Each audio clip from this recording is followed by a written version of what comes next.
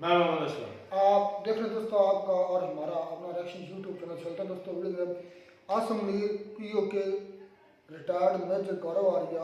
अच्छा जी, क्या कहते हैं पीओके पर, आसम लीग पर मेजर गौरव आर्या? सुनते हैं दोस्तों, देखते हैं वीडियो, फिर बात करते हैं। और ये दौड़ते हुए मेजर गौरव आर्या की भी एंट्री स्टूडियो में आपसे मिलने के लिए वो भी बेताब हैं। पीके श्रीवास्तव एयर मार्शल भी हमारे साथ हैं, लेकिन इस वक्त की बड़ी खबर के साथ शुरुआत कर दूं जरा। प्रतिशोध आप देख रहे हैं पीओके को लेकर, इस वक्त की बड़ी खबर पीओके को लेकर भारत की पाकिस्तान को आखिरी चेतावनी। विदेश मंत्रालय ने कहा पीओके जल्द खाली करे पाकिस्तान।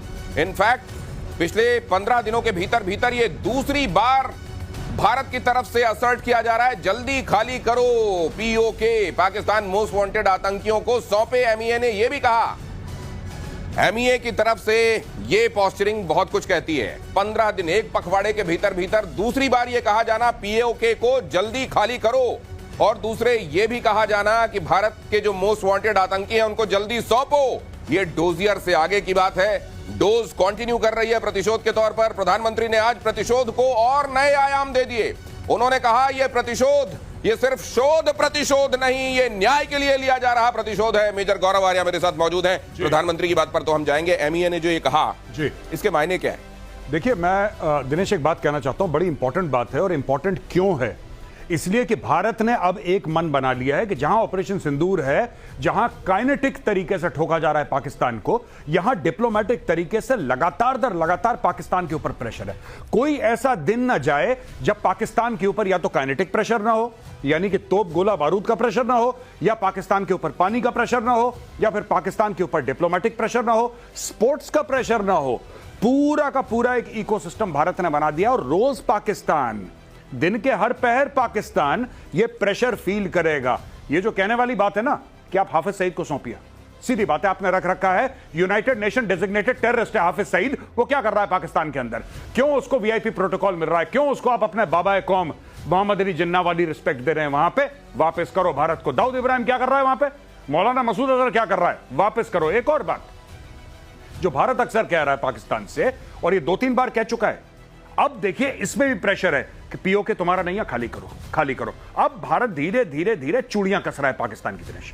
नहीं, अब गौरव जी, ये तो यूएन रेजोल्यूशन में भी था कि पीओके को खाली करो जी। पहला स्टेप तो उसका वही था सर, गए थे आप सर बिल्कुल ठीक कह रहे हैं कि पहला स्टेप वो था जो यूनाइटेड नेशन सिक्योरिटी काउंसिल के बात करते हैं ये लोग, प्लेबिसिट के बारे में पाकिस्तानी कहते हैं कि वहां पे वोट होना चाहिए, कश्मीरी अपना फैसला करेगा। ओ भाई, उसका पहला स्टेप तो ये है कि तुम लोग खाली करो, तुम खाली करो। तो पाकिस्तान क्या है, हमारे गले में वो हार पहना देता है हर समय कि इंडिया ने रोक रखा है। पहला कदम तो पाकिस्तान को करना है दिनेश। पहला कदम पाकिस्तान को उठाना है, इसलिए जल्दी उठाए, क्योंकि कदम सलामत रहते रहते कदम उठा लो। आगे पैर चले ना चले, पीएम मोदी का पाकिस्तान का को लेकर स्पष्ट संदेश है। अब बात सिर्फ पीओके तक नहीं रहने वाली। पीएम मोदी ने कह दिया है पाकिस्तान के साथ न ट्रेड होगा, न ही टॉक्स होंगे। पाकिस्तान के साथ न ट्रेड होगा न टॉक। अगर बात होगी तो सिर्फ पाकिस्तान के कब्जे वाले कश्मीर की, पीओके की। और अगर पाकिस्तान ने आतंकियों को एक्सपोर्ट करना जारी रखा तो उसको पाई पाई के लिए मोहताज होना होगा। और दुनिया बहुत अच्छे से जानती है, पाकिस्तान तो खैर अच्छे से जानता ही है कि प्रधानमंत्री नरेंद्र मोदी जो कहते हैं वो करते हैं, और जो नहीं कहते वो तो जरूर करते हैं। और अभी बहुत कुछ ऐसा है जो वो नहीं कह रहे हैं। पाई पाई के लिए मोहताज तो खैर करा देंगे, लेकिन यहाँ पीओके को लेकर ये असर्शन सर जी, ये एमईए की तरफ से लगातार ये हफ्ते 1.5 हफ्ते के अंदर कहा जाना, जी, प्रधानमंत्री का इस बड़ी रैली में कहना, जी, गृह मंत्री पहले ही कह चुके हैं संसद में इसके लिए जान दे देंगे। क्या is there anything very big very soon on the wall sir? नहीं, मुझे ऐसा लगता है कि हम ऐसा नहीं कि बिल्कुल इंडियन आर्मी वहां पे पीओके के अंदर घुस रही है और कब्जा, वो नहीं। हम लोग जो देख रहे हैं ये टोटली डिफरेंट कॉन्सेप्ट देख रहे हैं, और ये बड़ा सरप्राइजिंग है कि मोदी सरकार ऐसा कर रही है। सरप्राइजिंग ये है कि चारों तरफ, जैसे अभी मोदी जी को आपने देखा, माननीय प्रधानमंत्री ये कह रहे हैं कि पाई पाई के लिए मोहताज। इसका मतलब क्या है? ये उन्होंने मुहावरतन नहीं कह दिया। बात यह है कि जो आईएमएफ से पैसा लेता है पाकिस्तान, हम उसको ब्लॉक करेंगे। जो वर्ल्ड बैंक से पैसा लेता है हम उसको ब्लॉक करेंगे, जितनी पाकिस्तान की फाइनेंशियल स्कीम्स चलती हैं हम उसको ब्लॉक करेंगे, हम चाइना पर भी प्रेशर डालेंगे कि पाकिस्तान मोहताज हो जाए पाई पाई के लिए। जितने चैनल से अभी तक वहां आतंकवाद के इस पौधे को खाद पानी मिलता रहा है उस सबको ब्लॉक किया जाएगा। ये देखिए बहुत अच्छा ग्राफिक्स हमारी टीम ने बनाया है। कूटनीति से, अर्थनीति से, मिलिट्री एक्शन तो खैर कही दिया गया है कि बंद नहीं होगा, ये थप्पड़ पड़ते रहेंगे। पीओके में बगावत चल रही है, वहां के लोग जो कह रहे हैं कि हमको तो भारत के साथ भैया मिलना है जल्दी, खैर उनको ये पहले कहा जा रहा है कि यहां से चलो, खाली करो। सर ये वहां को लेकर जो कॉम्प्लेक्सिटीज हैं, बहुत सारी चीजें ऐसी हैं जो कहा जा रहा है कि इसको व्यावहारिक रूप से भी देखना पड़ेगा, इस लिहाज से भी देखना पड़ेगा कि चाइना को वहां इन्वॉल्व करके पाकिस्तान ने अपने लिए शील्ड तैयार करने की कोशिश की है। इसको आप कैसे देखते हैं? दिनेश, पाकिस्तान सोचता है कि वो शील्ड तैयार कर रहा है। अब देखिए, आप एक ही चीज को देख लिए, PL-15 पाकिस्तान को दिया उसने, ये EW वल्नरेबल था जो उसको दिया। बहुत सीधा सवाल पूछता हूं सर, मान लीजिए पीओके को लेकर भारत ने कोई एक्शन किया, क्या चाइना का कहीं रोल देखते हैं? वो चुपचाप रहेगा, पीछे रहेगा, बैकफुट पर रहेगा? आप देखिए, हमें एक्शन करने की जरूरत नहीं पड़ेगी क्योंकि लीगली पीओके को पाकिस्तान को खाली करना है। ये तो यूएन की बात हो रही है ना, तो अर्थनीति भी है। लेकिन ये जो आप जिसको न्याय नीति बोलते हैं, अगर न्याय संहिता के हिसाब से भी देखिए तो पहली जिम्मेदारी है पाकिस्तान की पीओके को खाली करना।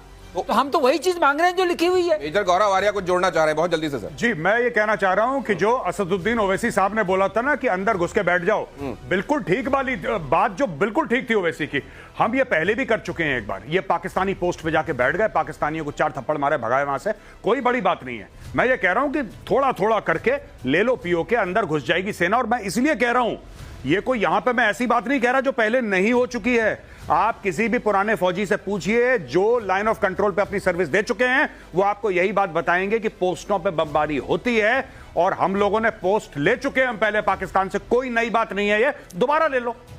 LOC के पार धीरे धीरे जाओ यार, और लेते जाओ अपने हिस्से का और बना लो एक दिन अपनी सरकार। ISI की बड़ी साजिश का खुलासा, पाकिस्तान हाई कमीशन में ISI का जाल, पाकिस्तान हाई कमीशन जासूसों का अड्डा। मुझे बहुत हैरानी नहीं हुई, पाकिस्तानी जहां रहते हैं वो अपनी शोहरत का झंडा ऐसे ही बुलंद करते हैं। ISI हाई कमीशन में जासूस प्लांट करने का काम चल रहा था, जासूसी का एक पूरा नेटवर्क तैयार करने की जिम्मेदारी दानिश की थी। दानिश ये नाम बड़ा प्रोमिनेंस के साथ सामने आ रहा है, और ये जो हो रहा था, ये लगातार वहां हाई कमीशन का काम क्या होता है, ये होता है क्या? लेकिन ये पाकिस्तानी हाई कमीशन यहां पर ये कर रहा था।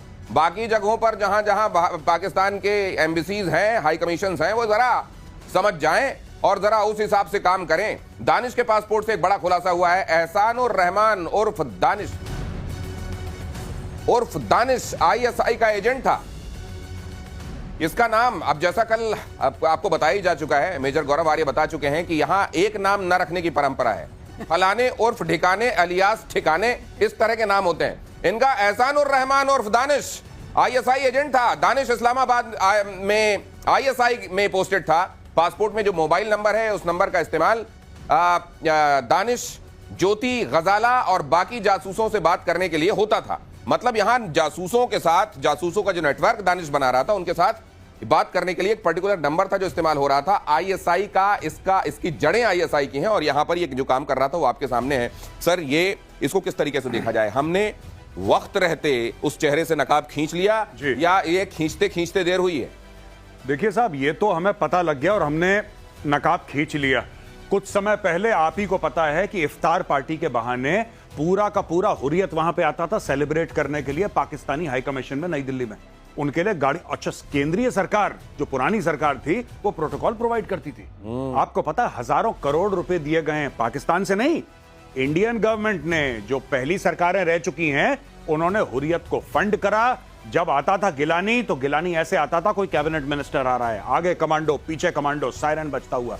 गिलानी का इलाज, गिलानी का जहाज, गिलानी का प्रोटोकॉल, वाजीवा। अब ये चूड़ियां कसना शुरू कर दी जब से सरकार आई है। और हाँ, ये स्पाइंग होती है, ठीक है, ये पाकिस्तानी करते चले आए हैं, इसमें कोई डाउट नहीं है। लेकिन अब देखना, इनका आपने प्रेजेंस इतना कम कर दिया है भारत में, अब भारत और कम करेगा। आप देख लेना, भारत और कम करेगा, फिर ये रैंडम 2-4 को निकालेगा, 5 को निकालेगा और उनका प्रेजेंस 0 कर देगा। यानी कि फिर अगर कोई पाकिस्तानी यहां पे है तो आप आराम से पूछ सकते हैं, भाई तू कर क्या रहा है, किसने बुलाया तुझे? हाँ, क्योंकि तो अभी तो एक तरीके से बहुत दिनों से उनकी यहां मेहमान नवाजी जैसी चल रही थी। अब उनकी धीरे धीरे उनको भी, जैसा मेजर गौरव आर्य कहते हैं, चूड़ियां टाइट हो रही हैं। बलूचिस्तान के मुद्दे पर पाकिस्तान संसद में हंगामा हुआ। यह खबर देखिए जरा, फ्लैश कीजिए बहुत जल्दी से। पाकिस्तानी सांसद ने शहबाज और मुनीर की पोल खोली। बलूचिस्तान में हर गली में, हर घर में शहीद है। पाकिस्तान के भीतर बलूच सांसद ने यह कहा। सांसद अमल वली खान ने कहा बलूचिस्तान में जुल्म हो रहे हैं। अमल वली खान ने यह भी कहा कि बलूचों पर हो रहे जुल्मों को बंद करे पाकिस्तान, वरना हर घर में, हर गली में एक शहीद है।